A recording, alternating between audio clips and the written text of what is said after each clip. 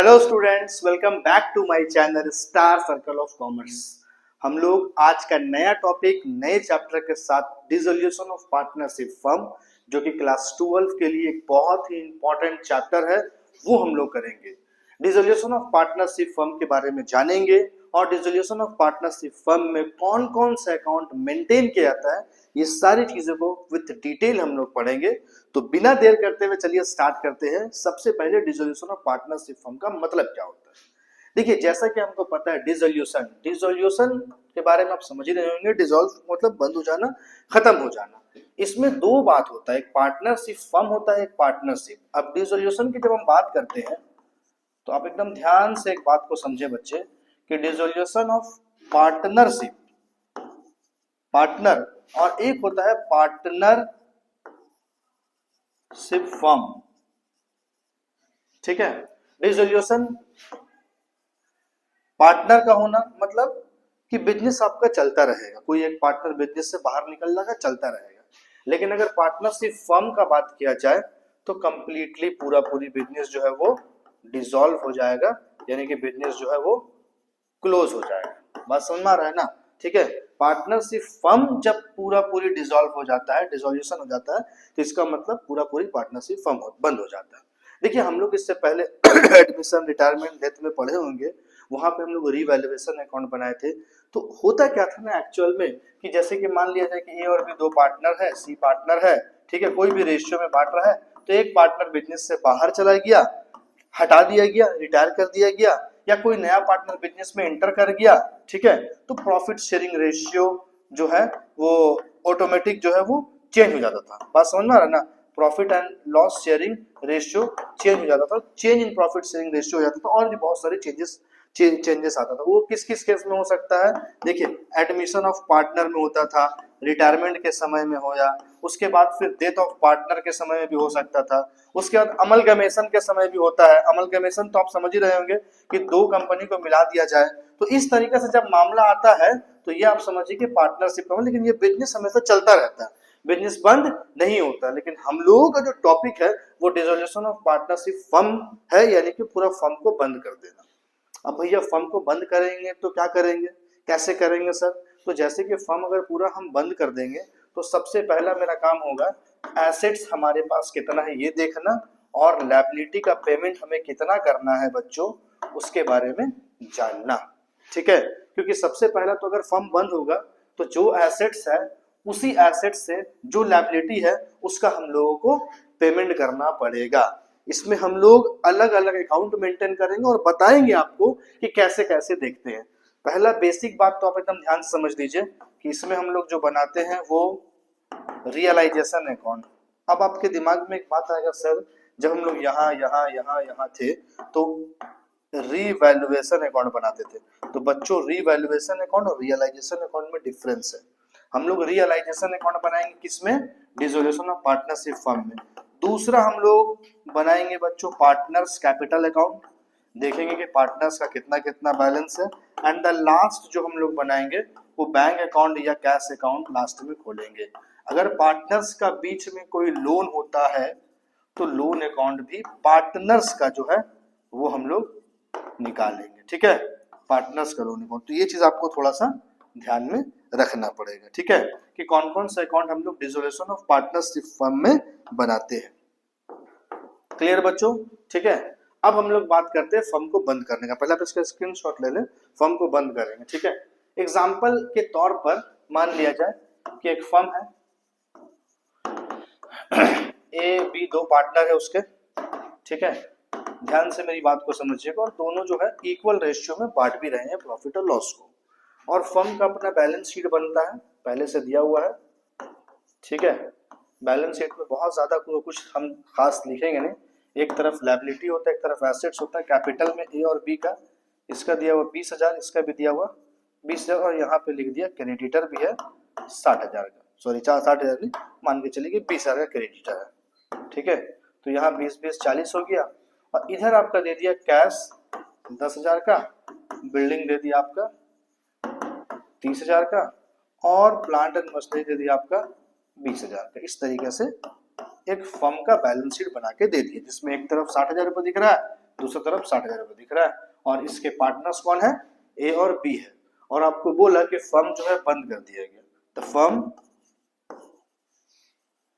Dissolve, partnership firm जो है वो डिसॉल्व कर दिया गया, और डायरेक्ट बोला कि जितना भी हमारे पास एसेट्स था वो सारे एसेट्स को हमने 60,000 रुपए में बेच दिया, और जितना भी लायबिलिटी था, लायबिलिटी का पेड हो गया फुल अमाउंट, मतलब जितना जितना लायबिलिटी बाकी था सबको पूरा पूरी अमाउंट देता है, क्लियर कर दिया। अब बोला आप अकाउंट मेंटेन करके बताइए, ठीक है। तो चूंकि हम लोगों का अभी फोकस जो है वो किस पे है बच्चों, फॉर्मेट को समझना। हमने आपको क्या बताया था कि हम लोग जब डिसोल्यूशन ऑफ पार्टनरशिप फर्म में है तो हम लोग को करना क्या है कि हमारे जब बिजनेस बंद हो गया है तो हमारे पास कितना एसेट्स है, क्या जानना, कितना एसेट्स है, ठीक है, पहला बात। दूसरी बात क्या जानना, कितना लायबिलिटी है, ठीक है। उसके बाद हमको क्या करना, जितना एसेट्स है सबको क्या करना है, सेल कर देना है, जो भी एसेट्स है मार्केट में बेच के पैसा कलेक्ट करना है। उसके बाद जो भी लायबिलिटी है उसको हमको क्या करना है, पेमेंट कर देना है, पेड कर देना है। यही काम तो हमको करना है अगर बिजनेस हम बंद करेंगे तो। अगर हम बिजनेस बंद कर रहे हैं मेरे प्यारे बच्चों तो हमारे पास जो सामान उसको बेच देंगे, बेच के जो पैसा कलेक्ट करेंगे, जिसके पास जिसको पैसा देना है उसको पैसा दे देंगे, मामला यहाँ पे खत्म हो जाएगा। तो इसी चीज को समझने के लिए यहाँ पे हम लोग 3 अलग अलग अकाउंट मेंटेन करेंगे, जिससे कि हम लोग को पहले तो एसेट्स और लायबिलिटी के बारे में पता चलेगा, उसके बाद पार्टनरशिप में कितना पार्टनरशिप का पैसा देना है लेना है ये पता चलेगा, और लास्ट में बैंक अकाउंट को हम लोग बैलेंस करवाएंगे। इसके लिए मैंने एक छोटा सा जो है बैलेंस शीट बनाया ए और बी के लिए, जो आपको अभी समझ में आ जाएगा बात। चलिए स्टार्ट करते हैं। फॉर्मेट क्या कहता है रियलाइजेशन अकाउंट का। अगर हम रियलाइजेशन अकाउंट स्टार्ट करते हैं तो पहले हम इस तरीके से लिखे रियलाइजेशन अकाउंट। मेरे प्यारे बच्चों ये समझिए आप बात को, ठीक है, ये मैं फॉर्मेट आपको बता रहा हूँ। अमाउंट हो गया, ये पार्टिकुलर्स लिख लिए हमने, यहाँ पे भी हमने एक पार्टिकुलर्स लिख लिया। हम लोग क्या करेंगे, जो बैलेंस शीट होता है उसमें जितना भी एसेट्स होता है सारे एसेट्स को हम लोग डेबिट साइड में पुट कर देंगे, टू ऑल एसेट्स। क्या कर रहे हैं, सारे एसेट्स को हम लोग पुट कर देंगे, किसको छोड़ करके, except cash and bank. Cash और बैंक को छोड़ करके सारे एसेट्स को डेबिट में, देखो यहाँ पे जो दिख रहा है ना, सारे एसेट्स को किधर कर देंगे, डेबिट में पुट कर देंगे, सारे लायबिलिटी को क्रेडिट में, बाय ऑल लायबिलिटीज एक्सेप्ट जो पार्टनर्स का कैपिटल होगा, पार्टनर्स कैपिटल एंड रिजर्व, ये छोड़ करके सारे लायबिलिटी को हम इस साइड पे ट्रांसफर करते हैं। उसके बाद करेंगे क्या सर, सारे एसेट्स तो हमको पता चल गया कितना मेरे पास एसेट्स है, हमने देख लिया।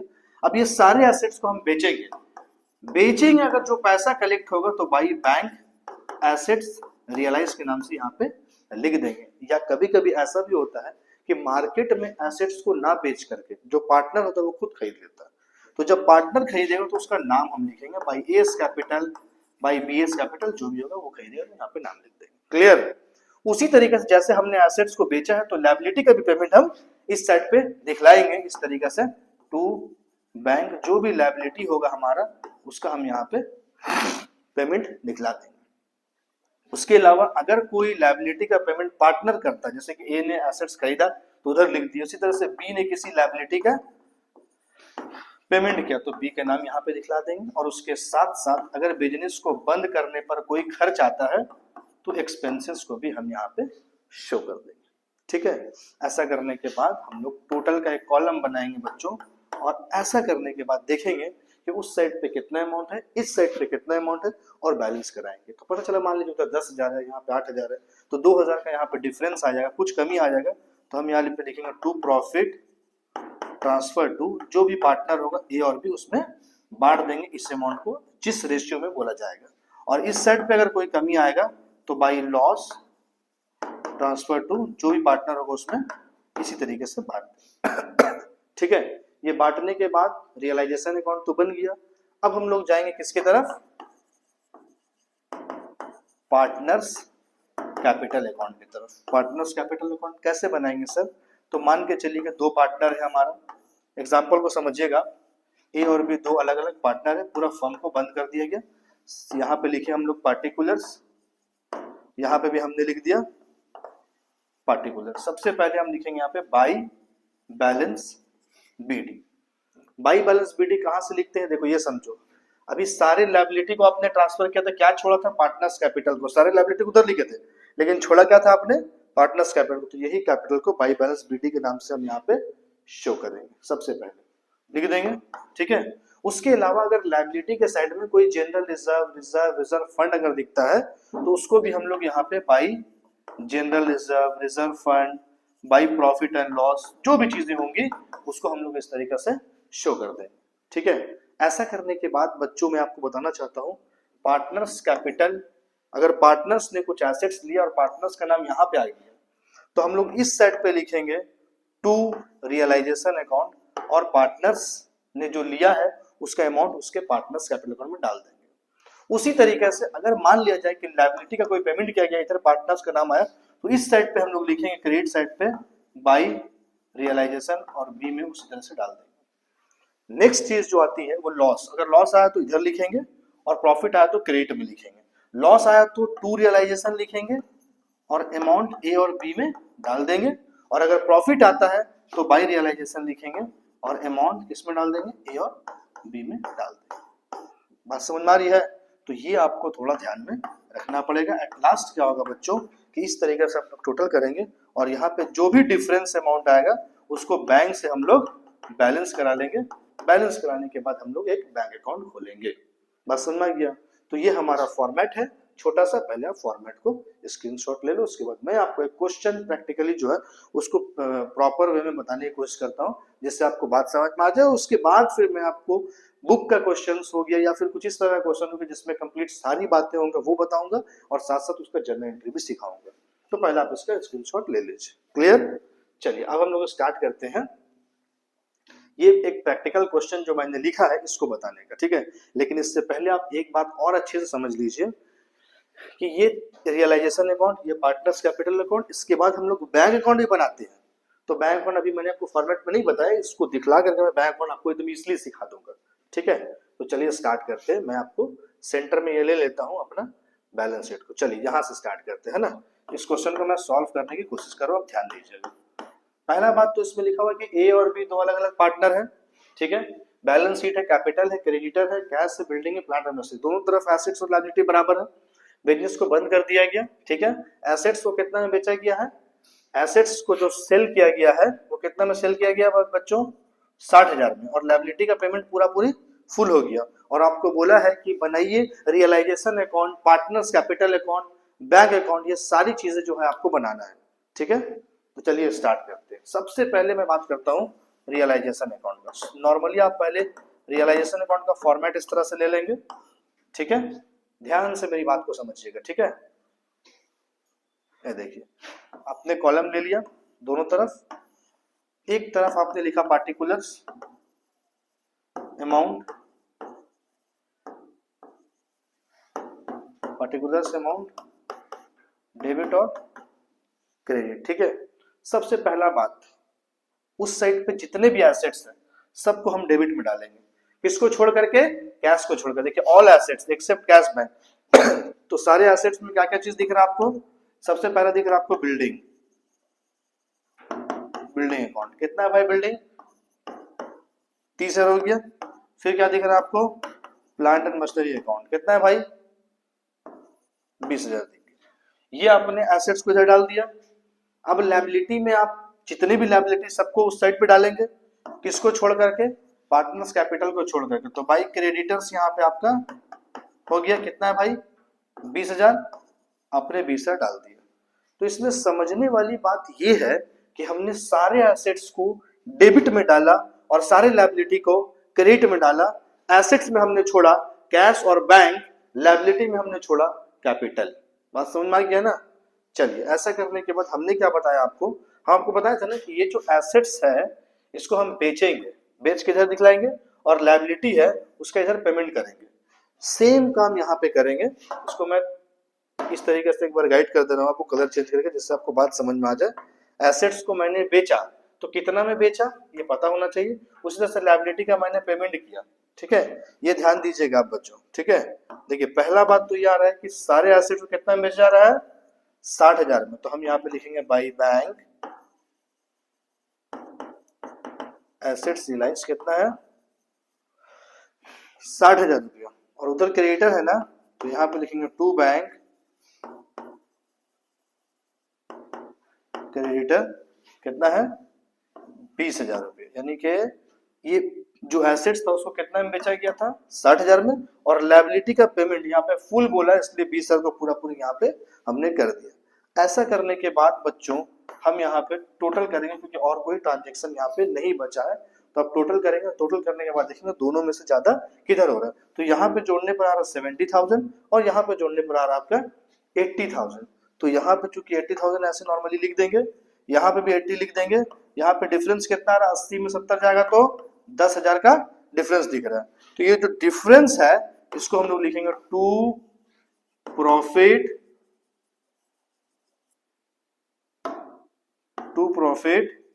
ट्रांसफर टू कौन कौन पार्टनर है बाबू, ए और बी। तो ये 10,000 को हम लोग बांटेंगे ए और बी में, कौन से रेशियो में बांटेंगे बच्चों 1:1 का रेशियो में, यानी कि यहाँ पे हो जाएगा 5,000 और यहाँ पे हो जाएगा 5,000। तो इससे हमने क्या बनाया अभी रियलाइजेशन अकाउंट। ठीक है, एक चीज क्लियर। अब हम आपको बताते हैं कि पार्टनर्स कैपिटल अकाउंट इसके बाद कैसे बनेगा। तो रियलाइजेशन समझ में आ गया बच्चों, ठीक है। अब आइए पार्टनर्स कैपिटल अकाउंट। तो जब पार्टनर्स कैपिटल अकाउंट हम लोग बना रहे हैं तो फॉर्मेट नॉर्मली हम लोग इस तरीके से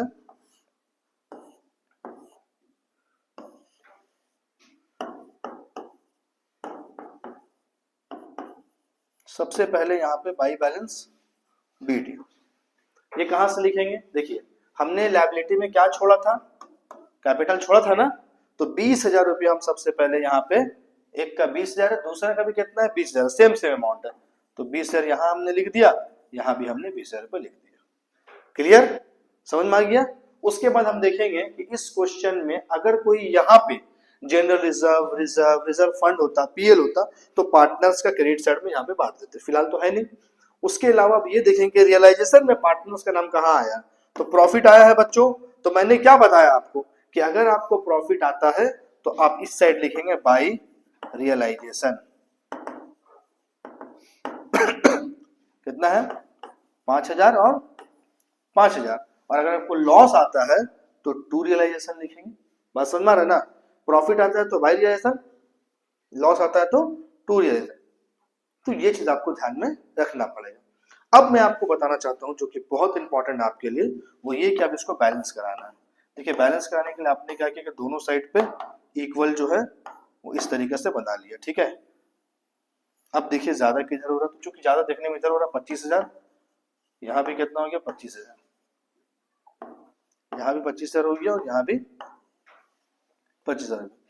इस साइड पे लिखेंगे टू प्रॉफिट, सॉरी प्रॉफिट नहीं लिखेंगे, यहाँ पे टू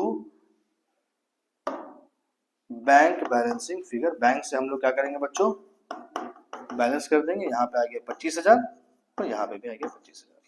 ये हमारा बन के रेडी हो गया पार्टनर्स कैपिटल अकाउंट, ठीक है। अब पार्टनर्स कैपिटल अकाउंट के बाद के जो लास्ट अकाउंट है हमारा वो है बैंक अकाउंट। बैंक अकाउंट जो है कैसे बनेगा, ये आइटम आप देख रहे हैं ना, ये जो हमने बनाया इसी को देख करके बैंक अकाउंट बनाया जाएगा।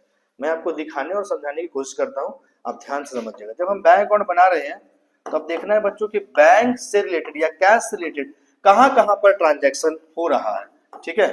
पहले तो यहाँ पे लिख लीजिए पार्टिकुलर्स, यहाँ पे लिख लीजिए पार्टिकुलर्स, ये डेबिट हो गया और ये क्रेडिट हो गया, ठीक है। अब आप मेरी बात को ध्यान से एकदम समझ लीजिए, ठीक है। पहला और जो सबसे इंपॉर्टेंट बात आता है वो यहाँ पे लिखेंगे हम to balance BD. To balance BD का मतलब है कि पहले से आपके पास कैश अकाउंट जो आपने छोड़ा है, यहां से देखिए आपने कैपिटल जो छोड़ा था उसका यूज तो यहाँ पे कर दिए, लेकिन ये कैश भी तो छोड़े थे, तो इसको अभी हम लोग ये जो कैश हमने छोड़ रखा है इसका इस्तेमाल हमने नहीं किया है, अब उसका इस्तेमाल हम लोग यहाँ पे करेंगे। कैश अकाउंट में कितना अमाउंट है 10,000 रुपया है, तो बच्चों 10,000 रुपये यहाँ पे हम लोग सिंपल तरीके से डाल देंगे। ये देखो 10,000 रुपये, ये कहाँ से आ रहा है आपको समझना है ध्यान से एकदम, ठीक है। देख लीजिए कैसे आया ये पैसा 10,000 रुपये, है ना, तो 10,000 रुपये आ गया। अब ऐसा करने के बाद हमको ये देखना है कि हमारा जो रियलाइजेशन अकाउंट बना है उसमें बैंक का नाम कहाँ कहाँ पे आया है, ठीक है। रियलाइजेशन जो बना, देखिए यहाँ पे बैंक का नाम आया, एक यहाँ पे बैंक का नाम आया है, पार्टनर्स में बैंक यहाँ पे आया, 3 जगह पे दिख रहा है। अब 3 जगह पे तीनों को हम लोग को रिवर्स करके डालना है। कैसे, देखिए मैं आपको बता रहा हूँ, बैंक का नाम यहाँ पे आया है तो टू रियलाइजेशन आप लिखिए यहाँ पे, क्या लिखिए, टू रियलाइजेशन कितना है बाबू, 60,000। क्लियर। उसके बाद इधर पे बैंक का नाम आया है तो हम इधर लिखेंगे बाई रियलाइजेशन अकाउंट, कितना है बाबू, 20,000। ठीक है। इधर आया तो इधर लिखिए डेबिट में, डेबिट में आया तो क्रेडिट में लिखिए। अब उसके बाद देखिए बाई ए और बी, बैंक डेबिट में आया है ना, तो यहां पे लिखेंगे by S capital by B capital. A में डालेंगे आप लोग कितना, 25,000 रुपया, और बी में भी डालेंगे आप लोग कितना, 25,000 रुपया। ऐसा करने के बाद जब हम लोग टोटल करेंगे तो आपको टोटल दोनों तरफ जो है एकदम बराबर दिखेगा, और बराबर दिख गया तो इसका मतलब समझ लीजिए आपने सही बना दिया। ठीक है। तो पहले आप इसका पूरा प्रॉपर स्क्रीनशॉट ले लें। ठीक है, कैसे कैसे बना, क्लियर हो गया। चलिए, तो ये था आपका डिसोल्यूशन ऑफ पार्टनरशिप फर्म का जो है बेसिक कॉन्सेप्ट, जिसमें हम लोग किस तरीके से रियलाइजेशन अकाउंट, पार्टनर्स और बैंक अकाउंट बनाएंगे। तो मैं आपको बताना चाहता हूं बच्चों, इसको पूरे अच्छे से आप लोग वीडियो को देख लीजिए, क्योंकि इसके बाद जो हम लोग स्टार्ट करेंगे प्रैक्टिकल क्वेश्चन, उस प्रैक्टिकल क्वेश्चन में हम लोग क्वेश्चन तो सॉल्व करेंगे ही, प्लस उसमें पूरा जर्नल एंट्रीज भी प्रॉपर आपको बताया जाएगा। ओके स्टूडेंट्स, तब तक के लिए थैंक यू सो मच।